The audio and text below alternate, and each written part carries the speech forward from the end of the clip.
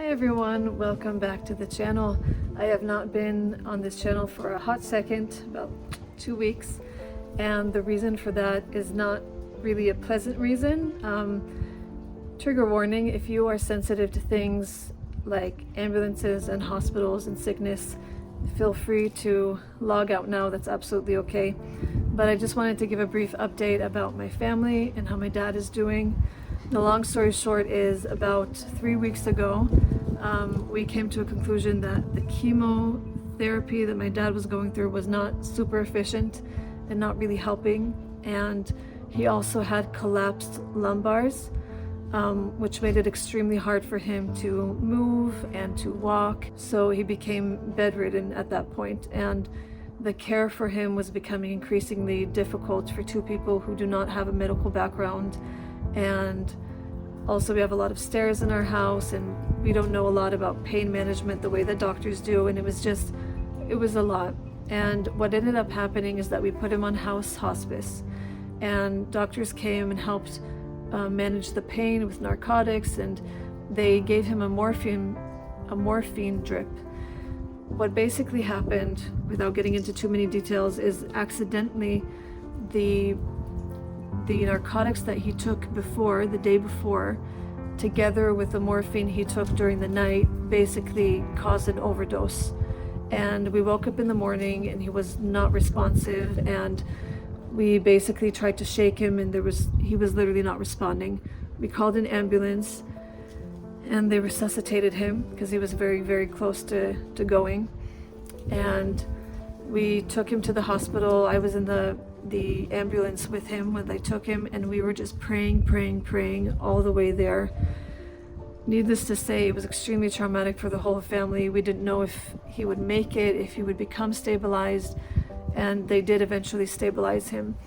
I think what was extremely hard was the fact that, we really didn't know if he was going to make it out that day. And even then, when he was coherent, he was still trying to build people up, and we were all trying to get in last words. And I don't even think I've processed fully the trauma that I feel from the last week and a half, but I think I'm going to have to just walk it through and eventually deal with everything properly. But right now I've been in survival mode.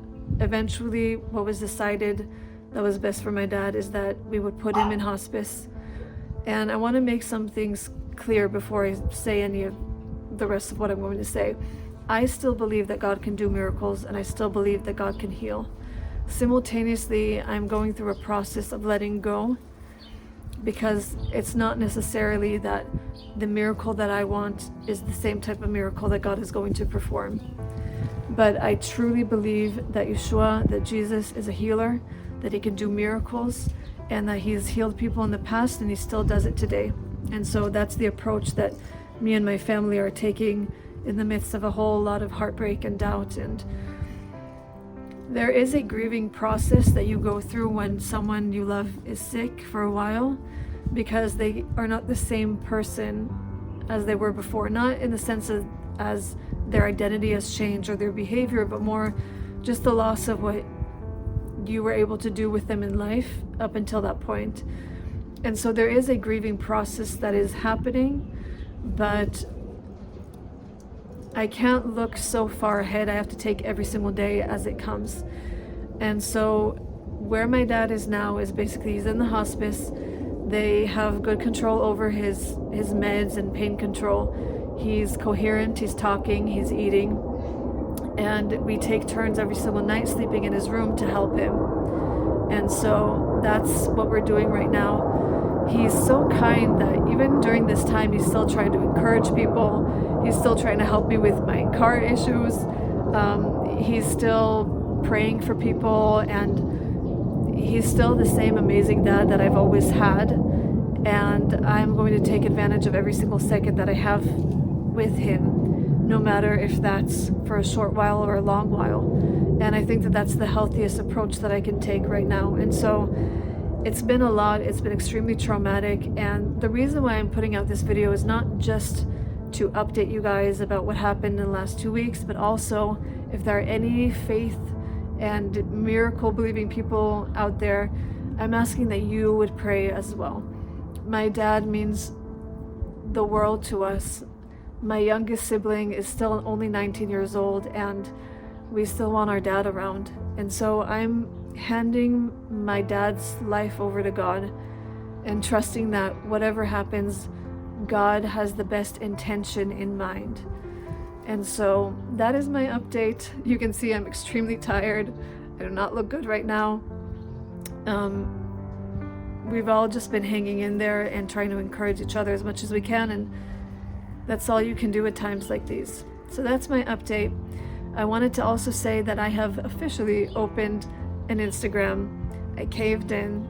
It's not really something that I wanted to do. I think I tried to postpone it for a while because I was really happy not being on social media, but I also want to be involving everyone in what's going on in my life and what's going on in Israel and things like that. So my Instagram handle is Oriel in Israel, just as it is in this channel, and just feel free to follow and interact with me there.